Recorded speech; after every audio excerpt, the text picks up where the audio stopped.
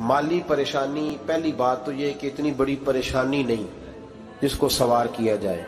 आयत पढ़ूंगा कुरान पाक की और मेरा ख्याल है कि बहुत सारी परेशानियां तो कुरान मजीद के लफ्जों से दूर हो जाएंगी। सूरह हूद है, उसकी आयत नंबर 6 है, 12वें सिपारे की पहली आयत है।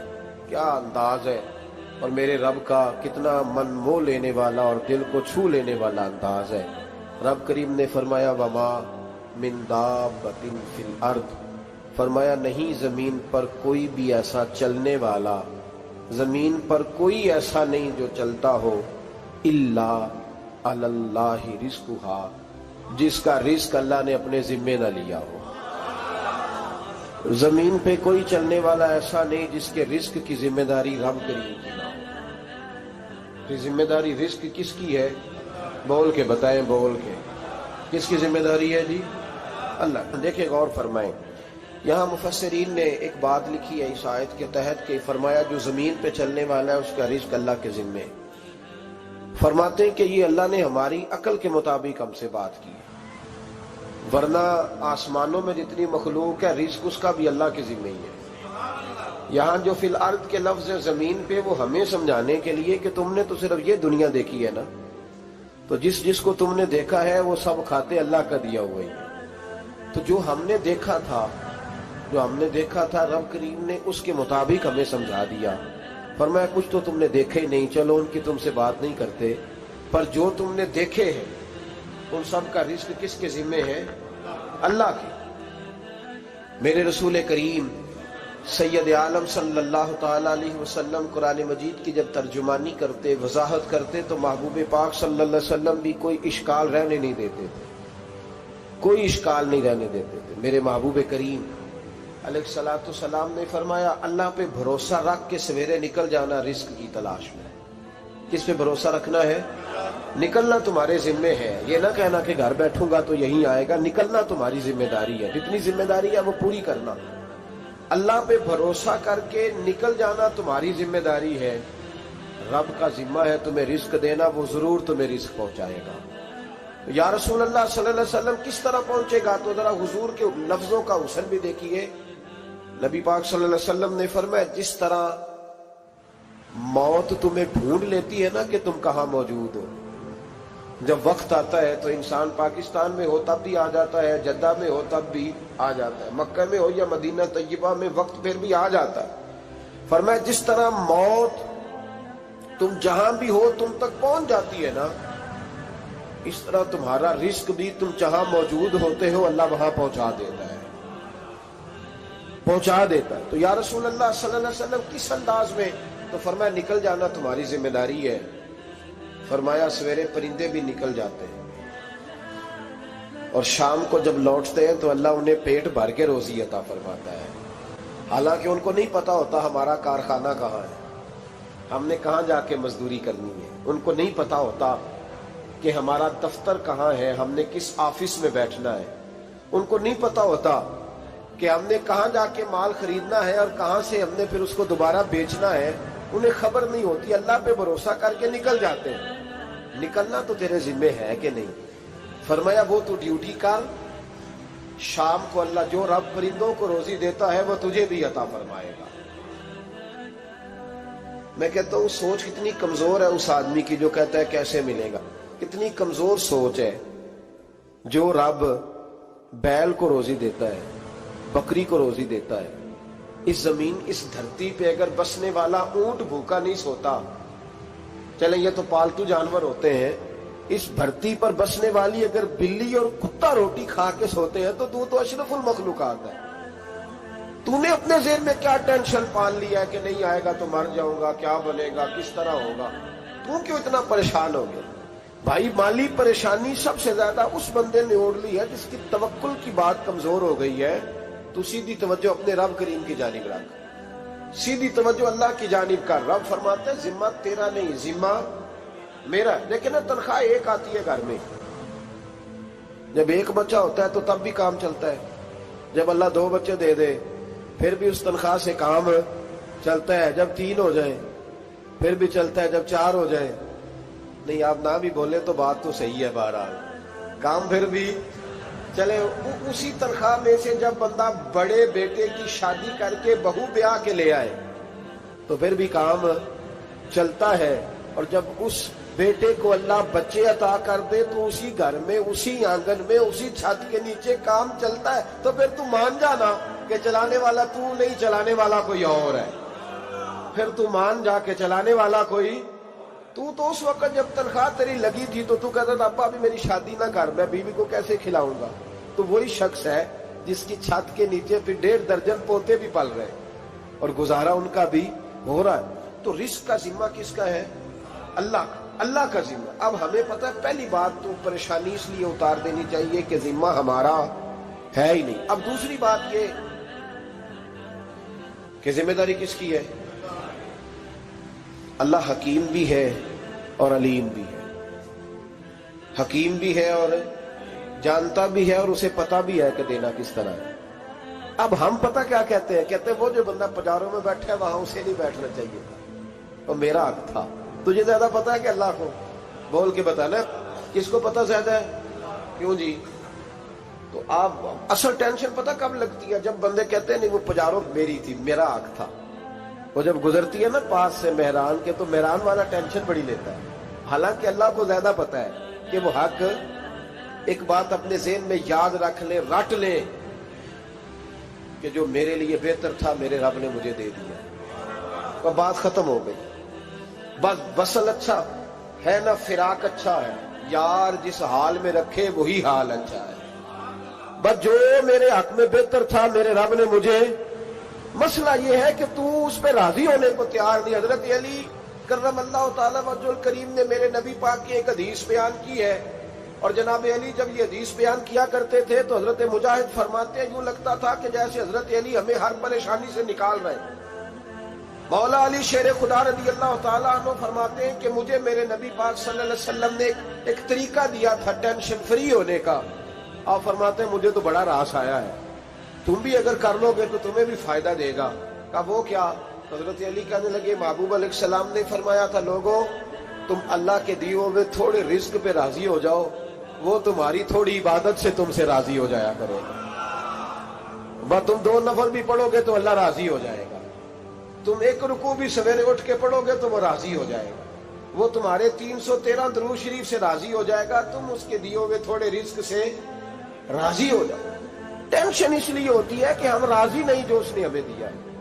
وہ حل میں مزید کی جو دوڑ ہے نا، حل میں مزید کی، بے قدرہ کچھ قدر نہ جاتی، کیتی خوب تسلی ہو، دنیا دار پجاری زردے، کتیاں دے گل ٹلی ہو، بک بک روشن اکھیاں تکیو ویک حویلی کلی ہو، تے کوچ نصیر اساں جد کیتی پہ جانی تھر تھلی ہو۔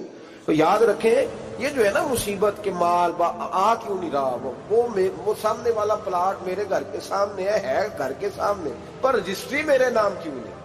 یہ مصیبت سانس نہیں لینے دیتی۔ موٹر سائیکل کھڑی کرتا ہے نا جب آ کے دکان سے روٹی کھانے آتا ہے، دفتر سے گھر آتا ہے، کاروبار سے آتا ہے، تو جہاں موٹر سائیکل کھڑی کرتا ہے وہ ٹینشن بڑی ہے کہ کبھی میری ہو جائے نا یہ والی جگہ، تو میں یہاں بھی بورڈ لگاؤں اپنے نام۔ اس نے مالی پریشانی پیدا کی۔ تو جس حال میں ہے، کیونکہ تو نے اپنا یہ حال خود نہیں بنایا، جس نے بنایا ہے وہ بڑا بہتر جانتا تھا کہ تو اسی حال میں اسے اچھا لگتا ہے۔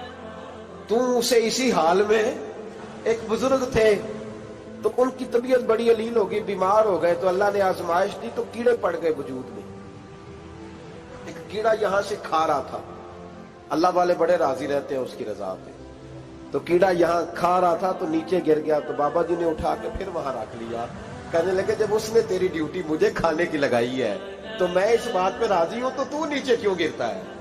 بٹ ٹھیک ہے کھا، جب اس نے تجھے ڈیوٹی جو تیری لگائی۔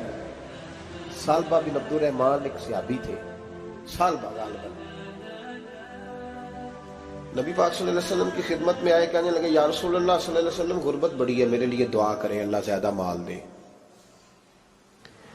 تو محبوب صلی اللہ علیہ وسلم نے فرمایا تو جس حال میں اچھا ہے وہ تیرے لیے بہتر ہے، اس میں تو ہے وہی حال تیرے لیے۔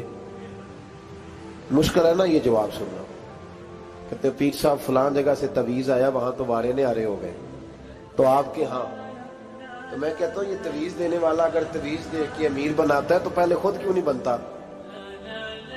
یہ خود تو 150 کا تویز بیچ رہا ہے، اپنی بیچارے کی حالت یہ ہے۔ اگر اتنا ہی تویز اس کا چلتا ہوتا تو پہلے 5 پجاروں اس کے دروازے پہ کھڑی ہو۔ عجیب چکر ہے اور عجیب جگہ لوگ الجھ گئے، سمجھتے ہی نہیں بات کو۔ یا رسول اللہ صلی اللہ علیہ وسلم دعا کر دے تو محبوب نے کیا فرمایا؟ فرمایا تو جس حال میں ہے نا وہ حال تیرے لیے بہتر ہے، اسی میں رہ۔ کہ نہیں حضور دعا کرے۔ فرمایا سال بعد تو باز آ جا۔ حضور دعا کرے۔ فرمایا تو باز آ جا۔ 2-3 دفعہ کا ضد کی، محبوب نے فرمایا جا پھر اللہ تجھے زیادہ پیسے دے گا۔ چند بکریاں خریدی، اتنی برکت ہوئی کہ بکریوں کے ریوڑ بن گئے۔ پھر کچھ بکریاں بیچ کے گائے خرید لی، ان کے بھی ریوڑ ہو گئے۔ پھر کچھ اونٹ اونٹنیاں لے لی، ریوڑ ہی ریوڑ۔ پہلے 5 وقت مسجد میں آتے تھے، اب فجر اور عشاء رہ گئی۔ پھر مال زیادہ ہوا تو مدینے شہر میں کوئی جگہ ہی نہیں، مدینے سے باہر حویلی خریدی، پھر جمعہ ہی رہ گیا۔ جمعے کے جمعے آتے، زکوٰۃ کا حکم آیا۔ میرے نبی کریم علیہ السلام نے حضرت ابو ہریرہ کو بھیجا، فرمایا جا اسے کہہ تیری زکوٰۃ بنتی ہے 2.5%۔ 10 کروڑ روپیہ ہو تو کتنی زکوٰۃ بنتی؟ بھئی 1 کروڑ کی 2.5 لاکھ ہوئی نا، تو 10 کروڑ کی کتنی ہوئی؟ تو بڑی مصیبت ہے جب بینک سے میسج آتا ہے نا کہ 25 لاکھ نکل گیا تیرے اکاؤنٹ سے، بہت بڑی مصیبت، بڑی ٹینشن ہوتی ہے۔ ایک صاحب میرے پاس آئے، ان کی زمین اچانک مہنگی ہو گئی، اچانک پہلے کچھ 15-16 لاکھ کی ایکڑ زمین تھی، پھر وہ کروڑ کی ہو گئی۔ تو میرے پاس آئے، کہنے لگے وہ 10 کروڑ روپے بنتے ہیں تو زکوٰۃ، تو میں نے کہا آپ نے کیا کیا؟ زری زمین پہ عشر آتا ہے، اس پہ زکوٰۃ نہیں آتی، تو آپ نے کیا کیا؟ کہنے لگے وہ کچھ سوسائٹی کے رول کے مطابق میں نے فائلیں وغیرہ لے لی ہیں، اب میں نا کبھی موقع آئے گا تو ان کو بیچوں گا۔ تو میں نے کہا اب تو آپ کا یہ مال ہو گیا بزنس کا، تو اب تو اس پہ زکوٰۃ آئے گی۔ 10 کروڑ پہ جب 25 لاکھ سنا تو کہنے لگے فوراً دینی پڑتی ہے کہ تھوڑی تھوڑی سے بھی کام چل جاتا ہے؟ تو میں ان کا چہرہ دیکھنے لگا، میں نے کہا نہیں وہ تو آپ کو پتہ ہے، ویسے حضرت عمر فرمایا کرتے تھے بانٹ کے نہ دو، کوشش کرو کسی ایک کو ہی دو، چلو کسی کا تو کچھ بن جائے، تو ایک کو ہی دینی چاہیے۔ کہنے لگے تو مطلب یہ ایسا ہی حکم ہے؟ میں نے کہا آپ کسی اور سے تحقیق کر لیں۔ اب یہ بھائی لیتے وقت نہیں تجھے ٹینشن ہوئی کہ 15 لاکھ کا کروڑ ہو گیا، تو اس وقت کبھی تو نے کہا کہ یا اللہ، تو یہ کیسی سوچ ہے مسلمان؟ کس طرح کا اس کا؟ ہمارے ہاں جب کسی آدمی پہ حالات خراب ہوتے ہیں نا تو سب سے پہلے وہ اس طرح کرتا ہے کہ جو میں کہیں اللہ کے رستے میں دیتا ہوں پہلے اسے بند کروں۔ جس رستے تجھے آ رہا تھا پہلے تو نے وہ رستہ بلاک کیا۔ حضرت اسماء بنت ابی بکر صدیق کہتی ہیں میں حضور کو مسجد کے لیے، ادارے کے لیے، صحابہ صفا کے لیے کچھ دے رہی تھی، تو میں نے گننا شروع کیا تو حضور مسکرانے لگے۔ حضور مسکراتے کیوں ہیں؟ تو فرمانے لگی، محبوب فرمانے لگے اسماء اللہ کے رستے میں گن گن کے نہ دیا کر، ورنہ وہ بھی تجھے گن گن کے دے گا، تو اس کے رستے میں بے حساب دے، وہ بھی تجھے بے حساب ہی عطا فرمائے۔ لیکن پہلے یہ والا پہلے دروازہ بند کرو، یہاں سے پیسے ختم ہو رہے ہیں، تو اس طرح کرنا بھائی۔ اس دفعہ سوٹ ذرا گرمیوں والے نہ خرید، لیکن جو تو اللہ کے رستے میں دے رہا ہے اسے دیتا رہے، لیکن ہم اپنا نقصان کرتے ہیں، زیادتی کرتے ہیں اپنے ساتھ۔ میں نے آپ کو پہلے بھی بتایا تھا پیار کی بولی ہے، پھر بولتا ہوں۔ ایک بڑے بڑے پیار والے دوست ہیں، ایک دفعہ مجھے کہنے لگے کہ آپ کئی دفعہ اعلان کرتے ہیں تو مجھے اچھا نہیں لگتا، اور آپ ادارہ بھی بہت زیادہ بننے والا ہے، بڑی چیزیں میں دیکھتا ہوں جو ہوں تو بڑا نظام اچھا ہو جائے، آپ دعا کریں اللہ مجھے پیسے دے تو میں بڑے سارے خرچ کروں گا اس کے راستے میں۔ تو میں نے کہا یا اللہ اسے 10 کروڑ دے، یہ 9.5 کروڑ تیرے راستے میں دے دے گا۔ تو چپ کر گیا، جس طرح آپ نہیں کر گئے سارے، چپ کر گیا وہ بھی۔ اس نے کہا جی نہیں جی انشاءاللہ کریں گے۔ تو میں کیا پلیا جی دعا پہ ہوں دیا، ابھی تو وہ آئیں گے تو تب دیکھی جائے گی، تو یہیں اڑ گیا ہے۔ یعنی 9.5 کروڑ اللہ کے رستے میں خرچ کرنے کی دعا پہ بھی آمین کوئی نہیں کہتا کہ چلو آمین ہی کہہ دیں۔ تو میں کہا تینوں تے 50 لاکھ بچتا سی پیا، لیکن تو اس سودے پہ تیار ہے۔ جب یہ سوچ ہوتی ہے، یہ غلط سوچ ہے، یہ بات تو اگر تو مسکرانے والی، لیکن یہ سوچ صحیح نہیں۔ حضرت عثمان غنی رضی اللہ تعالیٰ عنہ کہتے ہیں جس وقت نبی پاک صلی اللہ علیہ وسلم نے اعلان کیا نا جنگ کے موقع پر کہ 800 سپاہیوں کا خرچہ چاہیے، کہتے ہیں میرے پاس 600 کا تھا۔ یہاں ایک روایت میں حضور نے 1000 کا اعلان کیا تو میرے پاس 800 کا تھا۔ جب 2-3 دفعہ نبی پاک نے اعلان کیا تو کہتے ہیں میں نے کھڑے ہو کے کہا یا رسول اللہ پورا 800 میری طرف سے۔ کہتے میں نے 200 سپاہی کا خرچہ ادھار اٹھایا لیکن پورے 2 مہینے نہیں گزرے تھے، رب کریم نے مجھے کئی گنا کر کے پیسے واپس عطا فرما دیے۔ پر بات تو یہ ہے کہ تیری وہاں لو لگی ہو، تو تجارت کرتا ہے ان لوگوں کے ساتھ جو کیا دے سکتے۔ تو سالبہ کے پاس حضور نے پیغام بھیجا، پہلے تو کہا تیرے لیے بہتر نہیں مال، جب اصرار کیا تو اب بڑی برکت ہو گئی، بڑا آیا تو فرمایا زکوٰۃ دے، 2.5 زکوٰۃ ہے۔ جب سوچا کہ 5 اونٹوں پہ ایک بکری جائے گی اور بڑا سارا مجھے دینا پڑے گا، اب جب غور کیا تو یہ تو نہ کہا کہ میں نہیں دیتا۔ حضرت ابو ہریرہ سے کہنے لگے نبی کریم علیہ السلام کی خدمت میں عرض کرنا کہ میں خود آؤں گا۔ حضرت ابو ہریرہ نے آ کے عرض کی یا رسول اللہ صلی اللہ تعالی علیہ وسلم، حضور وہ کہتے تھے میں خود آؤں گا، تو کہتے ہیں محبوب نے ٹھنڈی سانس لی، فرمایا اسے کہا تھا کہ تیرے لیے مال بہتر نہیں، اب ہلاک ہو گیا، ہائے افسوس ہلاک ہو گیا۔ ان کو بھی تھوڑی دیر کے بعد احساس ہوا کہ یہ میں نے کیا کیا، نبی پاک کو ہی کہہ دیا نہیں ہے، حضور کو کہہ دیا بعد میں آؤں گا۔ اب دوڑے آئے، عرض کی حضور میں سارا کچھ لے کے آیا ہوں، قبول کر لیں۔ محبوب نے فرمایا گویا بلال حبشی کی خشک کھجور بھی قبول ہے، اور صہیب رومی ایک اٹی باندھ کی لائے تو وہ بھی قبول ہے، اور عمار بن یاسر اور مصعب بن عمیر اگر 2 دینار دے جائیں اور کوئی پرانا جوڑا کسی سپاہی کے لیے چھوڑ جائے تو وہ بھی قبول ہے، لیکن تو اپنا لاکھوں لے کے چلا جا، تیرا کوئی نہیں قبول، معاف کر دے۔ فرمایا جا معاف کیا، پر پیسے لے کے نہ آنا۔ اگلے سال پھر آئے، بندے ہوئے ہاتھ ہیں، محبوبہ میں دولت کا کیا کروں گا، آگ لگانی ہے، قبول کر لیں۔ فرمایا تو لے جا، تیرا نہیں قبول، گرا جو ان کی نگاہ سے وہ سنبھل نہیں سکتا۔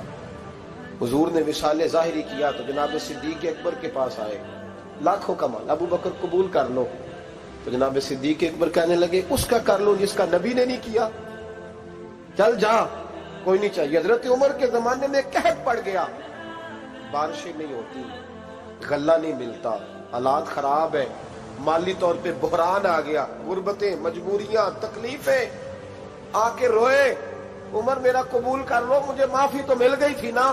فرمایا معافی اپنی جگہ پہ، پر جس کا مصطفیٰ نے قبول نہیں کیا۔ بہت سارے لوگوں کو پتہ ہی نہیں کہ ان کا قبول ہی نہیں ہوا، اور وہ الجھے ہوئے، انہیں خبر ہی نہیں کہ اصل بات کیا ہے۔ فرمایا جس کا مصطفیٰ کریم نے قبول نہیں کیا، اب ہیرے اور جواہرات بھی لے کے آئے تو بھوکے مریں گے، پر اس کا قبول، اس بات پہ راضی رہو، اس حال میں اللہ نے رکھا ہوا، اس حال میں راضی رہو۔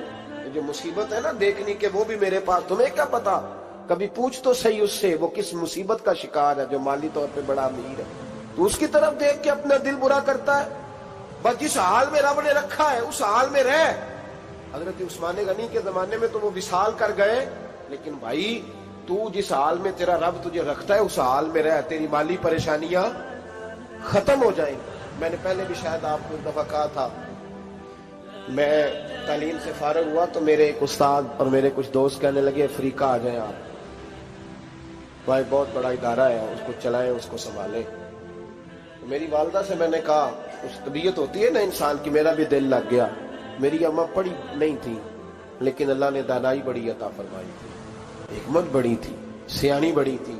تو میں نے کہا اماں جی وہ مجھے ساؤتھ افریقہ کی دعوت ہو رہی ہے تو آپ کیا کہتی ہیں؟ تو اٹھ کے میرے پاس آ گئی اور مجھے انہوں نے اپنے بازوؤں میں لے لیا، پھر میرا ماتھا چوما، کہنے لگی پتر میں تے وال بھی نہ پوٹ کے دیوا کسی نے، ہم نے دولت کا کیا کرنا، تو اللہ کا نام لے کے کہیں بیٹھ جا، رب کریم رون کے لگا دے گا، خیر ہو جائے۔ تو میرے بھائی یاد رکھیں ان چیزوں سے تھوڑا سا دیکھیں نا، قناعت کریں، جو اللہ نے دیا اس پہ راضی ہو جائے، اللہ بڑا مہربان ہے، وہ آسانیاں کر دیا کرتا ہے۔ تو یاد رکھیں میرے رسول کریم علیہ السلام نے ایک تو ہمیں درس یہ دیا ہے کہ تو سمجھ جا، قرآن نے ہمیں بتایا ہے کہ روزی تیری ذمہ داری نہیں، روزی کس کی ذمہ داری ہے؟ اللہ کی۔ اور دوسری بات یہ کہ جو اللہ نے تمہیں دیا ہے اس پہ تو راضی ہو جا، تیری مالی پریشانیاں ختم ہو جائیں۔ اور پھر حضور صلی اللہ علیہ وسلم نے فرمایا مذہبی طور پر جب دیکھو تو آگے دیکھو، اور دنیاوی طور پر جب دیکھو تو پیچھے دیکھو، پریشانی ختم ہوگی۔ مذہبی طور پر جب دیکھو، جو 5 نمازیں پڑھتا ہے وہ تہجد پڑھنے والے کو دیکھے، اور جو تہجد پڑھتا ہے وہ اشراق چاشت پڑھنے والے کو دیکھے، اور جو بندہ اشراق اور چاشت پڑھتا ہے پھر اس کو دیکھے جو سارا دن مصطفیٰ پہ درود پڑھتا ہے۔ اوپر دیکھے کہ میں نے اور نیک ہونا ہے اور نیک، اور جب مالی معاملہ ہے تو پھر نیچے دیکھ.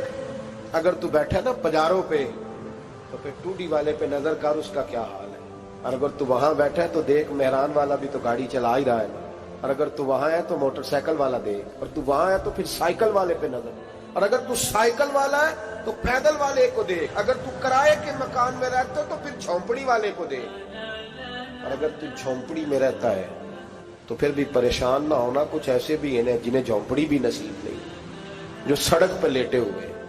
اور اگر تو تندرست ہے نا تو کبھی جا کے ہسپتال میں دیکھ حال کیا ہے، لوگ کس حال میں ہیں. تو ہم شکر نہیں ادا کرتے، اس کا نقصان کیا ہوتا ہے، نعمتیں چلی جاتی ہیں. اللہ فرماتے ہیں لئن شکرتم لازیدنکم، تو شکر ادا کر میں نعمتوں میں اضافہ کر دوں. تو بھائی مالی پریشانی کا تیسرا سبب یہ ہے کہ ہم دیکھتے ہیں مالی طور پر اوپر، تو پھر ہمیں طبیعت بگڑتی ہے. اور پھر مالی پریشانیوں کے کچھ اور اسباب بھی ہیں. امام شافعی فرماتے ہیں جن گھروں میں لوگ فجر کی نماز کے وقت سوئے ہوتے ہیں ان گھروں میں رزق نہیں آتا. آپ فرماتے ہیں فجر کا وقت اللہ کے دینے کا وقت ہے، اس وقت اللہ بانٹتا ہے. حضور صلی اللہ علیہ وسلم کا فرمان ہے نا حدیث میں کہ تہجد کے وقت اللہ پہلے آسمان پہ نزول جلال فرماتا ہے جو اس کی شان کے لائق ہے تہجد کے وقت، اور وہ کہتا ہے مانگو میں تمہیں عطا کروں گا. لینے کی باری آئے تو بندہ سمیٹ سماٹ کے اندر گھس جائے. ہمارے ہاں یہ ہوتا ہے کہ عشاء کے بعد بچے بیٹھتے ہیں موبائل لے کے، تہجد کا وقت آتا ہے تو ان کی آنکھیں بند ہونی شروع ہوتی، تو لینے کے وقت تو سویا تھا، ذرا مسئلہ کیسے حل ہوگا؟ بھائی جب کوئی آدمی خیرات بانٹ رہا ہو تو جو پیالہ پیچھے کر لے اسے ملے گا؟ کہتے اس وقت آنا جب میں بانٹ رہا تھا، اب تو کدھر آ گیا ہے؟ مثال دے رہا ہوں.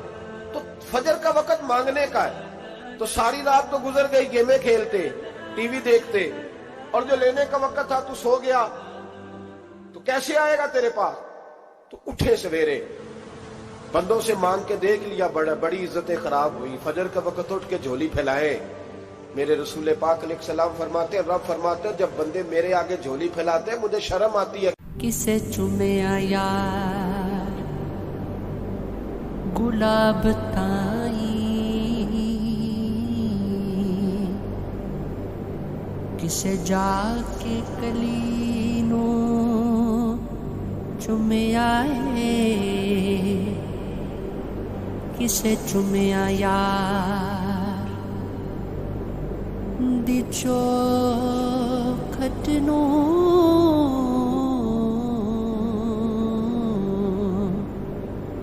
کسے جا کے گلی نو چومیا ہے،